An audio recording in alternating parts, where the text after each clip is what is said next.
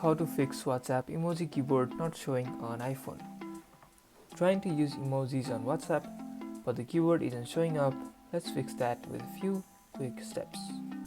First, go to your phone settings and then go to General. Go to Keyboards and right here and tap Add New Keyboard and select emoji if it's missing. In a WhatsApp chat, tap the globe or smiley icon in the bottom left corner of the keyboard, right here, and switch to emojis. Close WhatsApp completely and reopen it to refresh your input settings. And that's it. Emojis should be now working perfectly on your iPhone keyboard. And that's about it. If you guys enjoyed this video, or if this video managed to help you, don't forget to smash that like button and subscribe for more videos like this. Thank you guys for watching and see you guys in the next tutorial.